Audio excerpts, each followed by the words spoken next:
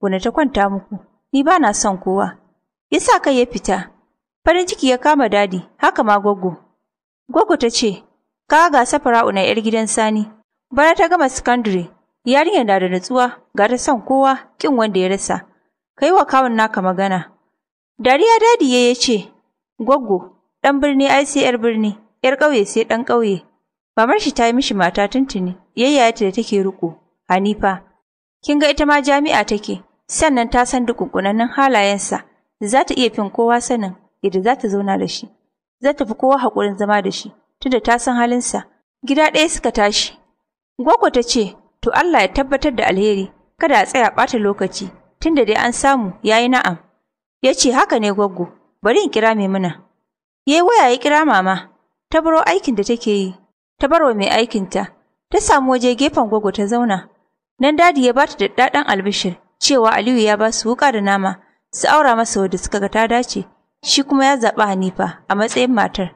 Mama kamar ta zuba ruwa a ƙasa ta sha don murna, ta ce, Masha Allah, abu ya yi daɗi, na ji daɗi sosai, sai a aika mahaifinta a can Darazau. Haka suka ci gaba da tattaunawa. Su wane ne waɗannan family ɗin ne? Asalinsu sun ɓullo ne daga Kumo ta jihar Gombe. Malam Sama'ila malamin buzu ne, kuma ɗaya daga cikin dattawan garin Kumo, wanda ake ganin kima da mutuncinsu. Shi ne mahaifin Alhaji Sirajo. Duk da cewa ba halinsu ɗaya ba, domin Sirajo mutum ne mai wuyar sha'ani wasu lokutan, ga shi da faɗa da rashin barin ko ta kwana. Duk da haka ya tsaya ya yi karatun addini sosai a wurin mahaifinsa, kamin Allah ya ɗauki ransa. Ya kuma ba shi babban jari, ya ce ya je ya gwada duk irin kasuwancin da ya kwanta masa. Sirajo bai yi karatun boko ba. Sanda ya shigo garin Gombe neman na kai, Allah ya haɗa shi da wani Alhaji Suleiman mai taba, suka fara sana'ar sayar da taba. Kanti guda gare su a babbar kasuwar Gombe, suna sayar da taba nau'i-nau'i, kuma suna samu sosai. Babu irin tabar da ba sa shigowa da ita daga Lagos zuwa Gombe. Da abin ya gaba, suka so rarraba ta ga ƙananan 'yan kasuwar taba da ke sauran garuruwa. Da suka yi ƙarfi, suka so safararta da kansu daga ƙasar Amurka da kuma Ingila. Sanda Sirajo ya fara ƙarfi, mahaifin shi Malam Sama'ila ya rasu. Shi kaɗai ya haifa tare da mai ɗakinsa Gwaggo Hassana. Duk haihuwar da ta yi bayan na Sirajo mutuwa suke yi, tun ba su shekara ba. Shi kaɗai Allah ya bar mata, suka gaji abin da Malam Sama'ila ya mutu ya bari. Tangame mai gida da gonaki ne, da kuma garken shanu da sauran dabbobin kiwo. Sirajo ya ci gaba da kula da gyatumarsa bayan rashin Malam Sama'ila har zuwa lokacin da Allah ya haɗa shi da Maimuna mai ɗakinsa. Maimuna ɗiya ce ga ubangidan shi Alhaji Sule. Ta kammala karatunta na sakandare, Alhaji Sule ya wanke ya bashi aurenta. Mace mai ilimin addini da na boko, ƙwarai da gaske, mai kyawun mutuƙa. A lokacin da ya gama ginin katafaren gidan shi da yake ginawa a unguwar Shango Estate. Shekara 2 da aurensu, Maimuna ta haifi santarelan ɗanta Aliyu Haidar. Gata na duniya Aliyu ya gani a wurin iyayensa da kakanninsa, Gwaggo Hassana da Alhaji Suleiman. Idan aka yi hutun makaranta, wani lokacin yana Kumo wajen Gwaggo, wani lokacin yana wajen kakannin shi na wurin uwa. Sai dai kuma tun haihuwar Aliyu, Maimuna ta samu matsala da dole aka juya mata mahaifa. Haihuwa sai dai ta ji ana yi a makota.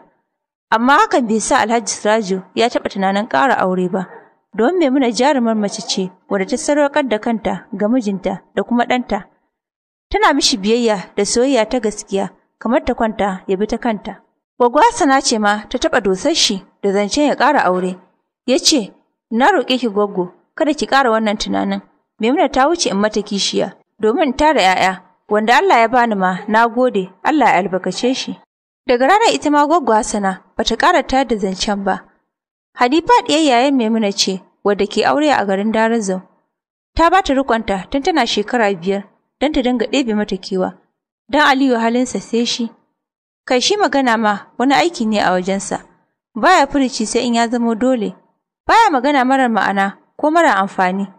Lokacin da Hanifa ta dawo gidansu yana da shekara 15, aji 5 a sakandare, ita kuma tana aji 3 a firamare.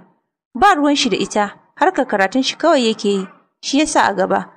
Idan ko ta suke ta shiga shirginsa, yanzu nan za ta ci ɗan banzan duka, da haka take ɗare-ɗare da shi tun tana ƙanƙanuwarta. Aliyu ya yi dukkanin karatun shi a jami'ar Maiduguri kafin ya tafi zuwa Lancaster sanda ya soma aiki da hukumar custom ne. Suka haɗu da Sharika, diyar ubangidansa, Controller Tajuddin Olayemi. Mahaifinsa Berebe ne, mahaifiyarta mutuniyar Bendel ce, dukkaninsu musulmai ne, sun daɗe suna soyayya, sun aminta da juna. Ɗaliba ce a jami'ar Lagos, mataki na 3.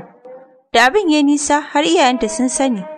Ba ƙaramin jin daɗin hakan Controller Tajuddin ne ba, saboda yadda yake ƙauna Aliyu kamar ɗan da ya tsuguna ya haifa, saboda hazaƙarsa da kyakkyawar zuciyarsa. To amma kuma me? Bayan ya kai zancen gida, Mama da Dadi duk ba sa so, amma suna ƙaunar Controller Tajuddin saboda rawar da yake takawa a rayuwar ɗan nasu wajen ciyar da shi gaba ta kowane lokaci akan aikinsa. Ba za su iya cewa ba za su iya haɗa jini da shi ba.